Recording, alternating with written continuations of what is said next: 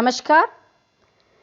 Lesson 14 class 6 जल, ये video का सेकंड पार्ट है। इसमें मैंने आपको बताया है कि पानी किस किस प्रकार से अलग अलग जगह पे यूज़ करते हैं और हमारे घरों तक पानी कैसे पहुंचता है। हमने यहाँ भी मैंने एक लाइन बोली थी कि हर जगह जल ही जल, पीने के लिए कोई बूंद नहीं। ये भटके हुए नाविक हैं जहाज में, जो समुद्र में रास्ता भटक गए हैं और उनके पास पानी ख़त्म हो गया, तो उनके मन में क्या भावनाएं हैं उसके बारे में यहाँ पर इस लाइन्स में, इन पंक्तियों में इस बात बताई गई है। यहाँ पर पृथ्वी का 2/3 भाग पानी से ही घिरा हुआ है, लेकिन इसमें कितनी हैरानी की बात है, सिर्फ 2.4% पानी ही हमारे पोल्स पर है और 0.6% पानी पीने की योग्य है। और वो पीने योग्य पानी जो है 2.4 और 0.6%, यानी कि सिर्फ 3% जो पानी है वो पीने योग्य पानी है। और इसमें 2.4% पानी ग्लेशियर्स पे, हमारे जो पोल्स हैं उनके ऊपर बर्फ़ के चट्टान पहाड़ों के रूप में है, और 0.6% पानी पीने लायक है। और ये 0.6% जो पानी है अब इसमें से भी कमी होती जा रही है, अब 0.03% हो गया। अब सोचिए, इतना पानी जो 0.6 था, ये हमारी नदियों में, झीलों में, तालाबों में, कुओं में, हमारे भौम जल के रूप में था, ये भी कम हो गया, अब और भी कम हुआ। तो कारण क्या? कारण है प्रदूषण। यहाँ प्रदूषण एक बहुत इम्पॉर्टेंट फैक्टर है जो पीने योग्य पानी को और भी कम करता हुआ जा रहा है। और मैंने पिछले एक वीडियो में आपको जहाँ मैंने बताया था कि ग्लोब में किस दोनों पोल्स, हमारे नॉर्थ पोल, साउथ पोल्स, दोनों पोल्स पे जो स्नो है, स्नो के जो बड़े बड़े माउंट्स हैं वो मेल्ट हो रहे हैं, उनकी वजह से हमारे जो ओशंस हैं, समुद्रों का जल का जो स्तर है वो बढ़ता जा रहा है और तटीय इलाकों के डूबने की भी आशंका होती जा रही है। ये सिर्फ ओजोन लेयर की कमी की वजह से, उसके अंदर जो छेद हमारे प्रदूषण की वजह से बनते जा रहे हैं, जिसकी वजह से यूवी रेज, अल्ट्रावायलेट रेज हमारी अर्थ पे आ रही हैं। अब ये तो बात यहाँ प्रदूषण की हुई, इसमें और आगे मैं बताऊंगी। पहले मैं यहाँ ये देखते हैं कि जल चक्र। अब हम सब जानते हैं कि जो पृथ्वी पर ही रहेगा गुरुत्वाकर्षण की वजह से, यानी कि 2/3 भाग जो पानी है वो यूं का यूं ही रहेगा, लेकिन फिर भी बटा हुआ है। आप सब जानते हो कि हमारी पृथ्वी के ऊपर नदी भी हैं, झील भी हैं, तालाब भी हैं, कुएं भी हैं, भौम जल भी है। ये तो पीने योग्य पानी है। इसमें वर्षा का पानी भी तो आता है। वर्षा के मौसम में कभी कभी वर्षा सर्दी ऋतु में भी आती है, कभी गर्मी में भी आती है। और सावन भादो तो 2 महीने, हमारे सावन भादो तो 2 महीने होते ही वर्षा ऋतु के लिए हैं। आगे पीछे भी वर्षा आती है, तो वर्षा जो होती है वो भी जल चक्र का ही पार्ट है। जल चक्र में एक बहुत अच्छा सा यहाँ पे पिक्चर में दिखा रखा है कि कपड़े सूखे हुए हैं। जब ये कपड़े हम कभी भी गीले कपड़े सूखने के लिए डालते हैं तो इसमें से भी ये थोड़ी देर बाद सूख जाते हैं। तो ऐसा होता क्यों है? कई बार मन में ऐसे प्रश्न आते हैं। कभी फर्श के ऊपर पानी गिर गया है जिसको किसी ने वाइप नहीं किया, पोछा नहीं लगाया, उसके बावजूद भी वो सूख जाता है। अच्छा, इसमें एक क्रियाकलाप ये भी बहुत आसान सा है कि 2 प्लेट्स में सेम साइज़ की प्लेट्स हों और उसमें नाप के ही पानी डाला जाए। एक को धूप में रखा जाए, एक को छाया में रखा जाए। उसको हर 3 या 6 घंटे या पर डे उसको देखा जाए, उसका अध्ययन किया जाए, पानी का स्तर कितना कम हुआ, तो पता चलेगा कि पानी का स्तर जो धूप में रखा वो ज़्यादा तेज़ी से घट रहा है। घट तो छाया वाला भी रहा है, लेकिन धूप वाला ज़्यादा जल्दी घट रहा है। तो ये तो हम पानी जो हमारे जो घटाव है, ये हम सूर्य के जो रोशनी में हम कपड़े सुखाते हैं उससे पता चल रहा है कि यहाँ पे पानी उड़ रहा है, वाष्पित हो रहा है। लेकिन ऐसा छाया में भी क्यों हो रहा है? तो इसका बहुत आसान सा कारण है, क्योंकि सूर्य का जो प्रकाश की वजह से वायु गर्म हो गई थी। वायु जब गर्म हुई तो गर्म वायु जब अंदर छाया वाले हिस्से में आई तो उसने अपनी गर्मी की वजह से वहाँ पे भी वाष्पीकरण का काम ही शुरू कर दिया। अब ये वाष्पीकरण जो होता है ये सभी जगह से हो रहा है, खाली हमारे कपड़े या फर्श या जो हम कह रहे हैं कहीं हमने बर्तन में पानी डाल के रखा, सिर्फ वहीं से वाष्पीकरण नहीं हो रहा है, ये सभी जगह से हो रहा है।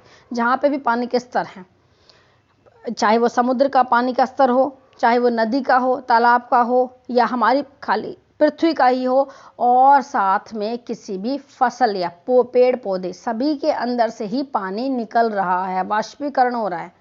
और ये इस वजह से हो रहा है क्योंकि सूर्य का जो प्रकाश है वो जहाँ जहाँ भी गिर रहा है, या उसकी जो गर्मी की वजह से जो गर्म हवाएं जहाँ जहाँ जा रही हैं वहाँ पे वाष्पीकरण की वजह से पानी जो है वो वाष्प में परिवर्तित हो रहा है। और जब ये वाष्प थोड़ा सा इकट्ठी हो जाती है, यानी कि संघनन हो जाता है इन वाष्प का, तो ये संघनन प्रक्रिया हो जाती है। तो जो वर्षा का जो पानी है उसमें वाष्पीकरण भी होता है, संघनन भी होता है। ये हमने यहाँ पर इसमें देखिए, जल में जो वायु में जो जल होता है वो वाष्पन और संघनन इन प्रक्रमों के द्वारा प्रवेश करता है। ये सब वाष्पीकरण और संघनन, वाष्प और संघनन, ये वायु के अंदर ही उपस्थित होते हैं। ये कैसे बनते हैं, एक बहुत छोटा सा, बहुत प्यारा सा एक एग्जाम पिक्चर में दिखा रखा है। आपने ये बहुत नोटिस भी किया होगा, नहीं किया हो तो आप करके देख लेना इसको। यहाँ एक पानी, यहाँ पे तो एक टम्बलर जो लिया है ये शीशे का है ताकि आपको आर पार दिखाई दे, नहीं तो आप स्टील वाले बर्तन पे भी देख सकते हो। उसके अंदर ठंडा पानी डालो, आइस क्यूब्स वो उसमें डाल दो, बर्फ़ के छोटे टुकड़े उसके अंदर डाल दो। थोड़ी देर के बाद देखना उसके चारों ओर छोटे छोटे पानी की बूंदें भी आ जाती हैं। वो क्या है, वो जल की कणिकाएं हैं। वो जब इसका मतलब क्या है कि वायु के अंदर वाष्प भी है, वायु के अंदर नमी भी है। वाष्प क्या है, नमी तो है, वायु के अंदर नमी है, और नमी जो है वो इकट्ठी हुई तो वो संघनन प्रक्रिया है। और जब वो संघनन प्रक्रिया थोड़ी सी बढ़ गई तो वो बूंदों के रूप में जल कणिकाएं हमारे गिलास के चारों ओर आ जाती हैं। इसका मतलब वायु के अंदर ये सारी चीज़ें हैं। और जब ये बढ़ जाती है, बादल कैसे बन रहे हैं, ये टॉपिक के अंदर आ रहा है। बादल कैसे बनते हैं, बादल इसी प्रकार से ही तो बनते हैं। हमारी वायु, इस ग्लास के चारों ओर की जो वायु है, मैं आपको पहले अभी बताया है कि वाष्प बनती हैं जहाँ पर भी पानी उपस्थित है, चाहे वो पेड़ पौधों से ही पानी क्यों ना बन रहा हो, निकल रहा हो, सभी जगह से वाष्प होते हैं। वाष्प जो है वो इकट्ठी होती है, संघनन होती है, संघनित होती है, उसके बाद वो जल कणिकाओं के रूप में बन जाते हैं। यहाँ देखिए, इसमें बहुत सुंदर सा ये बादल वाला चित्र है। यहाँ पर साफ इसमें दिखा हुआ है कि यहाँ एक पहली सोच रही है कि सर्दियों में प्रातःकाल घास की पत्तियों पर ओस की बूंदें दिखाई देती हैं। आप ध्यान से देखना, ऐसा होता है हमेशा। और शीत ऋतु में प्रातःकाल पत्तियां या धातु के पृष्ठ पर भी, कोई भी धातु हो उसके पृष्ठ पर, ज़्यादातर आपके घर में आप देखोगे तो आपके दरवाजे होंगे, लोहे की ग्रिल्स वगैरह होंगी, उन सब के ऊपर ही ओस की बूंदें दिखाई देती हैं। पेड़ पौधों पे छोटी छोटी प्यारी प्यारी ओस की बूंद होती हैं। कई बार वो इतनी ज़्यादा होती है कि टपकती भी हैं, इतनी होती हैं। ऐसा क्यों, गर्मियों में ऐसा क्यों नहीं होता? तो पहली जी, गर्मियों में इसलिए नहीं होता क्योंकि गर्मियों में वायु के अंदर गर्मी होती है, जिसकी वजह से जो पानी है वायु के अंदर जो वाष्पीकरण जल्दी हो जाता है, संघनन की प्रक्रिया नहीं हो पाती, वाष्पीकरण हो जाता है जल्दी, वाष्प संघनन नहीं कर पाती। ये समझ लीजिए, वाष्प जो है वो संघनित नहीं होती हैं, इसलिए आपको ओस की बूंदें गर्मियों में नहीं दिखाई देती।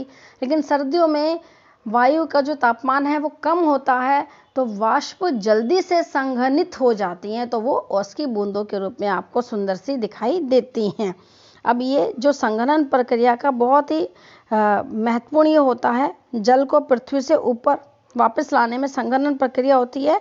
और छोटी छोटी जल कणिकाएं जो आपने यहाँ देखी थी ग्लास के चारों, ये जल की बहुत सी जल कणिकाएं आपस में मिलकर एक बड़े आमाप की जल की बूंदें बनाती हैं। और जो भारी हो जाती हैं जल की बूंदें, तो वो नीचे टपकने लगती हैं। पहले तो इकट्ठी हुई जल कणिकाएं, वो क्या बन गया, छोटा छोटा बादल। लेकिन जब जल कणिकाओं के अंदर बहुत ज़्यादा मात्रा में भार हो गया, वजन हो गया, तो उसमें से बूंदें टपकनी भी शुरू हो गई। उसी को हम क्या बोलते हैं, वर्षा ऋतु, वर्षा। इनमें से कुछ जल की बूंदें इतनी भारी हो जाती हैं कि वे नीचे की ओर गिरने लगती हैं। इन गिरती हुई बूंदों को ही हम वर्षा कहते हैं। सुंदर सी लगती हैं। अब ये देखो, ये जो वर्षा है, ये कई बार हम वर्षा कभी धीमी आती है, कभी तेज आती है, मोटी मोटी बूंदें, छोटी छोटी बूंदें। ये एक बहुत अच्छा एग्जाम्पल था जिसमें हथेली पे, आप खुद भी करके देखना, बड़ा अच्छा लगता है।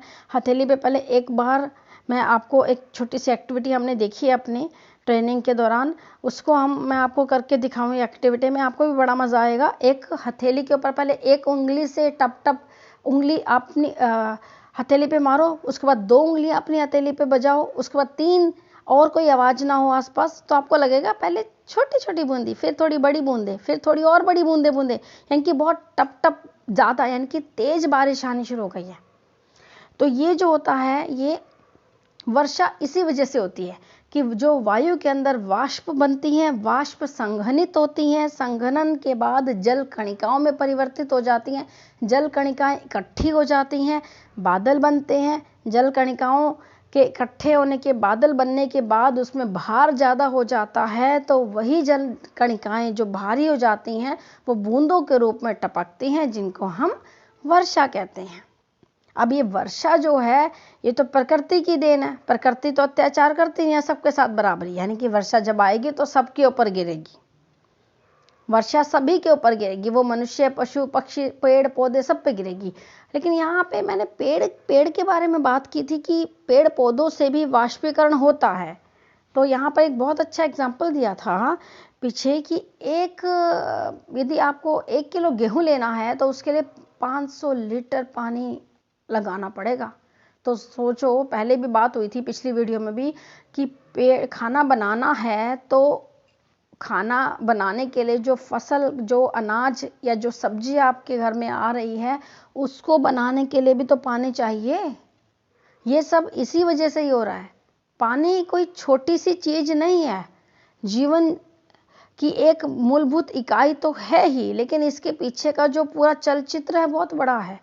समझोगे उसको तो बड़ा मजा आएगा पानी, और उसको बचाने की भी कोशिश करोगे, उसको प्रदूषित होने से भी रोकने की कोशिश करोगे, मजा आएगा। जैसे बारिश में नहाते हुए मजा आता है ना, ऐसे पानी को बचाने में भी मजा आएगा कि क्यों ना आज शावर की बजाय, क्यों ना आज हैंडपंप या टैप को खोलने के बजाय, क्यों ना 1 बाल्टी पानी की बजाय पौना बाल्टी पानी में नहा लिया जाए, है ना।